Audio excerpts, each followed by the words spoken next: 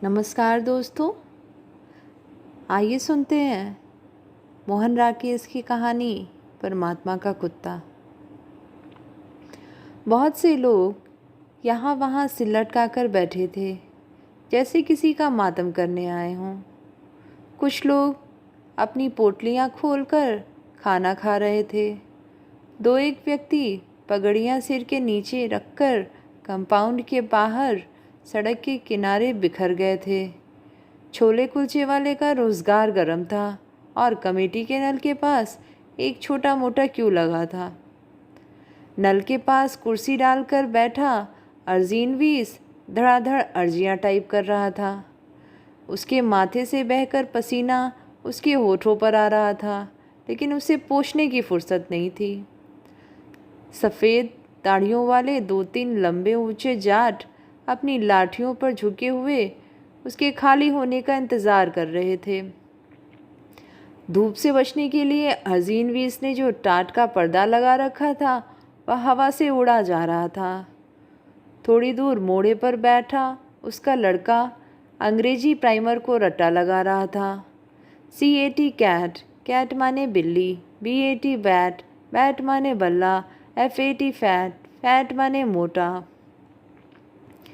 कमीज़ों के आधे बटन खोले और बगल में फाइलें दबाए हुए बाबू एक दूसरे से छेड़खानी करते रजिस्ट्रेशन ब्रांच से रिकॉर्ड ब्रांच की तरफ जा रहे थे। लाल बेल्ट वाला चपरासी आसपास की भीड़ से उदासीन अपने स्टूल पर बैठा मन ही मन कुछ हिसाब लगा रहा था। कभी उसके होठ हिलते थे और कभी सिर हिल जाता था। सारे कंपाउंड में सितंबर की खुली धूप फैली थी।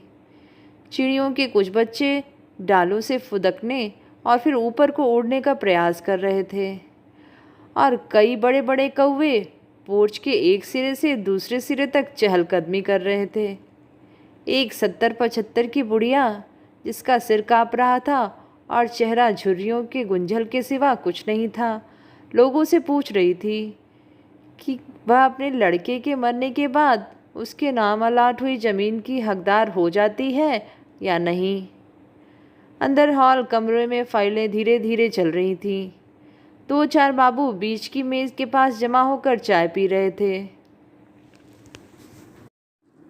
उनमें से एक दफ्तरी कागज़ पर लिखी अपनी ताज़ा गज़ल दोस्तों को सुना रहा था, और दोस्त इस विश्वास के साथ सुन रहे थे कि ज़रूर उसने समा या 20वीं सदी के किसी पुराने अंक में से उड़ाई है। अजीज़ साहब, ये शेर आज ही कहे हैं या पहले कहे हुए शेर अचानक? अजीज़ साहब, ये शेर आज ही कहे हैं या पहले कहे हुए शेर आज अचानक याद आए? सांवले चेहरे और घनी मूंछों वाले एक बाबू ने बाईं आंख को जरा सा दबाकर पूछा। आसपास खड़े सब लोगों के चेहरे खिल गए। ये बिल्कुल ताज़ा गज़ल है, अजीज़ साहब ने अदालत में खड़े होकर हल्फिया बयान देने के लहजे में कहा। इससे पहले भी इसी वज़न पर कोई और चीज़ कही हो तो याद नहीं। और फिर आंखों से सबके चेहरों को टटोलते हुए हल्की सी हंसी के साथ बोले, अपना दीवाना तो कोई रिसर्चदा ही मुरत्तब करेगा। एक फरमाइशी कहकहा लगा जिसे शीशी की आवाज़ के बीच में ही दबा दिया। कहकहे पर लगाई गई इस ब्रेक का मतलब था कि कमिश्नर साहब अपने कमरे में तशरीफ़ ले आए हैं। कुछ देर का वक्फा रहा, जिसमें सुरजीत सिंह वल्द गुरमीत सिंह की फ़ाइल एक मेज़ से एक्शन के लिए दूसरे मेज़ पर पहुंच गई। सुरजीत सिंह वल्द गुरमीत सिंह मुस्कुराता हुआ हॉल से बाहर चला गया, और जिस बाबू की मेज़ से फ़ाइल गई थी वह 5 रुपए के नोट को सहलाता हुआ चाय पीने वाले के जमघट में आ शामिल हुआ। अजीज़ साहब अब आवाज़ ज़रा धीमी करके गज़ल का अगला शेर सुनाने लगे। साहब के कमरे से घंटी हुई। चपरासी मुस्तैदी से उठकर अंदर गया और उसी मुस्तैदी से वापस आकर फिर अपने स्टूल पर बैठ गया। चपरासी ने खिड़की का पर्दा ठीक कराकर कमिश्नर साहब ने मेज पर रखे ढेर से कागजों पर एक साथ दस्तखत किए और पाइप सुलगाकर रीडर्स डाइजेस्ट का ताज़ा अंक बैग से निकाल लिया। लेटिसिया ब्रॉड्रीज का लेख कि उसे इतालवी मर्दों से क्यों प्यार है वे पढ़ चुके थे। और लेखों में हृदय की शल्य चिकित्सा के संबंध में जेडी रेडक्लिफ का लेख उन्होंने सबसे पहले पढ़ने के लिए चुन रखा था। पृष्ठ 111 खोलकर वे हृदय के नए ऑपरेशन का ब्यौरा पढ़ने लगे। तभी बाहर से कुछ शोर सुनाई देने लगा। कंपाउंड में पेड़ के नीचे बिखर कर बैठे लोगों में 4 नए चेहरे आ शामिल हुए। एक अधेड़ा आदमी था जिसने अपनी पगड़ी जमीन पर बिछा ली थी और हाथ पीछे करके तथा टांगें फैलाकर उस पर बैठ गया था। पगड़ी के सिरे की तरफ उससे जरा बड़ी उम्र की एक स्त्री और एक जवान लड़की बैठी थी और उसके पास खड़ा था एक दुबला सा लड़का। आसपास की हर चीज़ को घूरता नज़र से देख रहा था।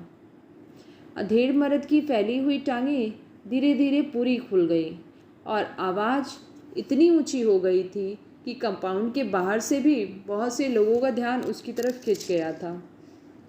वह बोलता हुआ साथ अपने घुटने पर हाथ मार रहा था।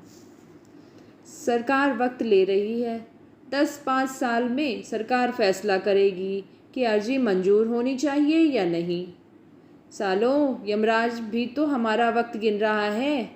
उधर वह वक्त पूरा होगा और इधर तुमसे पता चलेगा कि हमारी अर्जी मंजूर हो गई है। चपरासी की टांगें ज़मीन पर पुख्ता हो गईं और वह सीधा खड़ा हो गया। कंपाउंड में बिखर कर बैठे और लेटे हुए लोग अपनी अपनी जगह पर कस गए। कई लोग उस पेड़ के पास आ जमा हुए। 2 साल से अर्जी दे रखी है कि सालों, ज़मीन के नाम पर तुमने मुझे जो गड्ढा अलॉट कर दिया है उसकी जगह कोई दूसरी ज़मीन दे दो, मगर 2 साल से अर्जी यहाँ के 2 कमरे ही पार कर नहीं पा रही। वह आदमी अब जैसे एक मजमे में बैठकर तकरीर करने लगा। इस कमरे से उस कमरे में अर्जी के जाने में वक्त लगता है, इस मेज़ से उस मेज़ तक जाने में भी वक्त लगता है। सरकार वक्त ले रही है। लो, मैं आ गया हूँ आज यहीं पर अपना सारा घर बार लेकर। ले लो जितना वक्त तुम्हें लेना है। 7 साल की भूखमरी के बाद सालों ने ज़मीन दी है मुझे 100 मरले का गड्ढा। उसमें क्या मैं बाप दादा की अस्सियाँ गाड़ूंगा? अर्जी दी थी कि मुझे 100 मरले की जगह 50 मरले दे दो, लेकिन ज़मीन तो दो। मगर अर्जी 2 साल से वक्त ले रही है। मैं भूखा मर रहा हूँ और अर्जी वक्त ले रही है। चपरासी अपने हथियार लिए हुए आगे आया, माथे पर त्योरियाँ और आँखों में क्रोध। आसपास की भीड़ को हटाता हुआ वह उसके पास आ गया। ए मिस्टर, जरा हियाँ से बाहर। उसने हथियारों की पूरी चोट के साथ कहा। चल उठ। मिस्टर, आज यहाँ से नहीं उठता। वह आदमी अपनी टांगें थोड़ी और चौड़ी करके बोला। मिस्टर, आज यहाँ का वास्ता है। पहले मिस्टर देश के बेताज बादशाहों की जय बुलाता था, अब वह किसी की जय नहीं बुलाता। अब वह खुद यहाँ का बादशाह है, बेताज बादशाह। उसे कोई लाज शर्म नहीं है, उस पर किसी का हुक्म नहीं चलता। समझे चपरासी बादशाह?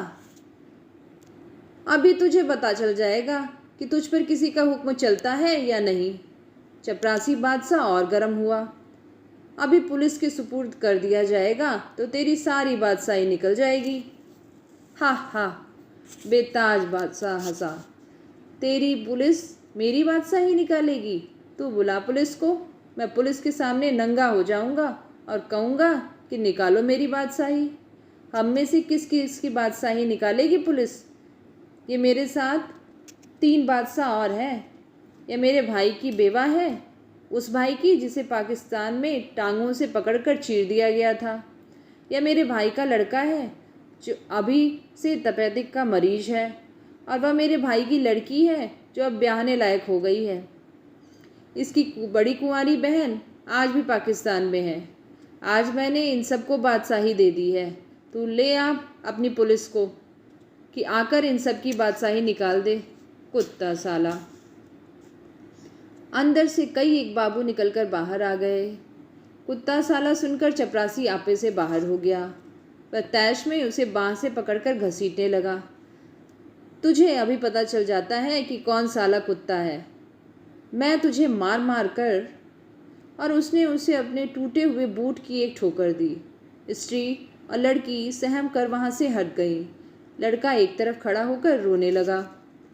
बाबू लोग भीड़ को हटाते हुए आगे बढ़ाए और उन्होंने चपरासी को उस आदमी के पास से हटा दिया। चपरासी फिर भी बड़बड़ाता रहा। कमीना आदमी, दफ्तर में आकर गाली देता है। मैं अभी तुझे दिखा देता कि एक तुम ही नहीं, या तुम सबके सब कुत्ते हो। यह आदमी कहता है तुम सब भी कुत्ते हो और मैं भी कुत्ता हूँ। फ़र्क इतना है कि तुम लोग सरकार के कुत्ते हो, हम लोगों की हड्डी चूसते हो और सरकार की तरफ से भौंकते हो। मैं परमात्मा का कुत्ता हूँ, उसकी दी हुई हवा खाकर जीता हूँ और उसकी तरफ से भौंकता हूँ। उसका घर इंसाफ का घर है, मैं उसके घर की रखवाली करता हूँ और सब इसके इंसाफ की दौलत के लुटेरे हो तुम पर भौंकना हमारा फ़र्ज़ है, मेरे मालिक का फरमान है। मेरा तुमसे असली बैर है। कुत्ते का बैरी कुत्ता होता है। तुम मेरे दुश्मन हो, मैं तुम्हारा दुश्मन हूँ। मैं अकेला हूँ, इसलिए तुम सब मिलकर मुझे मारो, मुझे यहाँ से निकाल दो, लेकिन मैं फिर भी भौंकता रहूँगा। तुम मेरा भौंकना बंद नहीं कर सकते। मेरे अंदर मेरे मालिक का नूर है, मेरे वाहेगुरु का तेज है। मुझे जहाँ बंद कर दोगे मैं वहाँ भौंकूँगा और भौंक भौंक कर तुम सबके कान फाड़ दूँगा। साले आदमी के कुत्ते, जूठी हड्डी पर मरने वाले कुत्ते, तुम हिला हिला कर जीने वाले कुत्ते। बाबा जी बस करो, एक बाबू हाथ जोड़कर बोला। हम लोगों पर रहम खाओ और अपनी इस संतबानी बंद करो। बताओ तुम्हारा नाम क्या है, तुम्हारा केस क्या है? मेरा नाम है 1226/7। मेरे बाप का दिया हुआ नाम खा लिया कुत्तों ने, अब यही नाम है जो तुम्हारे दफ्तर का दिया हुआ है। मैं 1226/7 हूँ, मेरा और कोई नाम नहीं है। मेरा यह नाम याद कर लो, अपनी डायरी में लिख लो, वाहेगुरु का कुत्ता 1226/7। बाबा जी आज जाओ, कल या परसों आ जाना। तुम्हारी अर्जी की कार्रवाई तकरीबन पूरी हो चुकी है। तकरीबन पूरी हो चुकी है और मैं खुद ही तकरीबन पूरा हो चुका हूँ। अब देखना यह है कि पहले कार्रवाई पूरी होती है कि पहले मैं पूरा होता हूँ। एक तरफ सरकार का हुनर है और दूसरी तरफ परमात्मा का हुनर है। तुम्हारा तकरीबन अभी दफ्तर में ही रहेगा और मेरा तकरीबन कफन में पहुंच जाएगा। सालों ने सारी पढ़ाई खर्च करके 2 लफ्ज़ इजाद किए हैं, शायद और तकरीबन। शायद आपके कागज़ ऊपर चले गए हैं। तकरीबन कार्रवाई पूरी हो चुकी है। शायद से निकालो और तकरीबन में डाल दो, तकरीबन से निकालो और शायद में गर्क कर दो। तकरीबन 3-4 महीने में तहकीकात होगी, शायद महीने 2 महीने में रिपोर्ट आएगी। मैं आज शायद और तकरीबन दोनों घर पर छोड़ आया हूँ। मैं यहाँ बैठा हूँ और यहीं बैठा रहूँगा। मेरा काम होना है तो आज ही होगा और अभी होगा। तुम्हारे शायद और तकरीबन के ग्राहक ये सब खड़े हैं, यह ठगी इनसे करो। बाबू लोग अपनी सद्भावना के प्रभाव से निराश होकर एक एक करके अंदर लौटने लगे। बैठा है बैठा रहने दो, बकता है बकने दो। साला बदमाशी से काम निकालना चाहता है। Let him bark himself to death. बाबुओं के साथ चपरासी भी बड़बड़ाता हुआ अपने स्टूल पर लौट आया। मैं साले के दांत तोड़ देता। अब बाबू लोग हाकिम हैं और हाकिमों का कहा मानना पड़ता है, वरना। अरे बाबा शांति से काम ले, यहाँ मिन्नत चलती है, पैसा चलता है, धौंस नहीं चलती। भीड़ में से कोई उसे समझाने लगा। वह आदमी उठकर खड़ा हो गया। मगर परमात्मा का हुक्म हर जगह चलता है, वह अपनी कमीज़ उतारता हुआ बोला। और परमात्मा के हुक्म से आज बेताज बादशाह नंगा होकर कमिश्नर साहब के कमरे में जाएगा। आज वह नंगी पीठ पर साहब के डंडे खाएगा। आज वह बूटों की ठोकरें खाकर प्राण देगा, लेकिन वह किसी की मिन्नत नहीं करेगा, किसी को पैसा नहीं चढ़ाएगा, किसी की पूजा नहीं करेगा। जो वाहेगुरु की पूजा करता है वह और किसी की पूजा नहीं कर सकता। तो वाहेगुरु का नाम लेकर, और उससे पहले कि वह अपने कहे को किए में परिणत करता, दो एक आदमियों ने बढ़कर तहमत की गांठ पर रखे उसके हाथ को पकड़ लिया। बेताज बादशाह अपना हाथ छुड़ाने के लिए संघर्ष करने लगा। मुझे जाकर पूछने दो कि क्या महात्मा गांधी ने इसीलिए इन्हें आज़ादी दिलाई थी कि ये आज़ादी के साथ इस तरह संभोग करें, उसकी मिट्टी खराब करें, उसके नाम पर कलंक लगाएं, उसे टके टके की फाइलों में बांध कर जलील करें, लोगों के दिलों में उसके लिए नफ़रत पैदा करें। इंसान के तन पर कपड़े देखकर बात इन लोगों की समझ में नहीं आती। शर्म तो उसे होती है जो इंसान हो। मैं तो कहता हूँ कि मैं इंसान नहीं, कुत्ता हूँ। सहसा भीड़ में एक दहशत सी फैल गई। कमिश्नर साहब अपने कमरे से बाहर निकल आए थे। वे माथे की त्योरियों और चेहरे की झुर्रियों को गहरा किए भीड़ के बीच में आ गए। क्या बात है, क्या चाहते हो तुम? आपसे मिलना चाहता हूँ साहब, वह आदमी साहब को घूरता हुआ बोला। 100 मरले का एक गड्ढा मेरे नाम अलर्ट हुआ है। वह गड्ढा आपको वापस करना चाहता हूँ ताकि सरकार उसमें एक तालाब बनवा दे और अक्सर लोग शाम को वहाँ जाकर मछलियाँ मारा करें, या उस गड्ढे में सरकार एक तहखाना बनवा दे और मेरे जैसे कुत्तों को उसमें बंद कर दे। ज़्यादा बकबक मत करो और अपना केस लेकर मेरे पास आओ। मेरा केस मेरे पास नहीं है साहब, 2 साल से सरकार के पास है, आपके पास है। मेरे पास अपना शरीर और 2 कपड़े हैं। 4 दिन बाद ये भी नहीं रहेगा, इसलिए इन्हें भी आज ही उतार दे रहा हूँ। इसके बाद बाकी सिर्फ 1226/7 रह जाएगा। 1226/7 को मार मार कर परमात्मा की हुजूर में भेज दिया जाएगा। यह बकवास बंद करो और मेरे साथ अंदर आओ। और कमिश्नर साहब अपने कमरे में वापस चले गए। वह आदमी भी कमीज कंधे पर रखे उस कमरे की तरफ चल दिया। 2 साल से चक्कर लगाता रहा, किसी ने बात नहीं सुनी। खुशामदी करता रहा, किसी ने बात नहीं सुनी। वास्ते देता रहा, किसी ने बात नहीं सुनी। चपरासी ने उसके लिए चिक उठा दी और वह कमिश्नर साहब के कमरे में दाखिल हो गया। घंटी बजी, फाइलें हिली, बाबुओं की बुलाहट हुई और आधे घंटे के बाद बेताज बादशाह मुस्कुराता हुआ बाहर निकल गया। उत्सुक आंखों की भीड़ ने उसे आते देखा तो वह फिर बोलने लगा। चूहों की तरह बिटर बिटर देखने से कुछ नहीं होता। भौंको भौंको, सबके सब भौंको, अपने आप सालों के कान फट जाएंगे। भौंको कुत्तो भौंको। उसकी भौजाई दोनों बच्चों के साथ गेट के पास खड़ी इंतज़ार कर रही थी। लड़के और लड़की के कंधे पर हाथ रखते हुए वह सचमुच बादशाह की तरह सड़क पर चलने लगा। हयादार हो तो सालों साल मुंह लटकाए खड़े रहो, अर्जियां टाइप कराओ और नल का पानी पियो। सरकार वक्त ले रही है, नहीं तो बेहया बनो। बेहयाई 1000 बरकत है। ये सहसा रुका और ज़ोर से हंसा। यारों, बेहयाई 1000 बरकत है। उसके चले जाने के बाद कंपाउंड में और आसपास मातमी वातावरण पहले से और गहरा हो गया। भीड़ धीरे धीरे बिखर कर अपनी जगह पर चली गई। सरकार चपरासी की टांगें फिर स्टूल पर झूलने लगी। सामने की कैंटीन का लड़का बाबू के कमरे में एक सेट चाय ले गया। अर्जीन व्हील्स की मशीन चलने लगी और टिक टिक की आवाज़ के साथ उसका लड़का फिर अपना सबक दोहराने लगा। PEN पेन, पेन माने कलम। HEN हैन, हैन माने मुर्गी। DAN डेन, डेन माने अंधेरी गुफा, गहरी अंधेरी गुफा।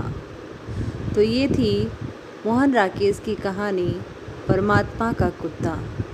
आशा करती हूँ आप सबको पसंद आई होगी। धन्यवाद।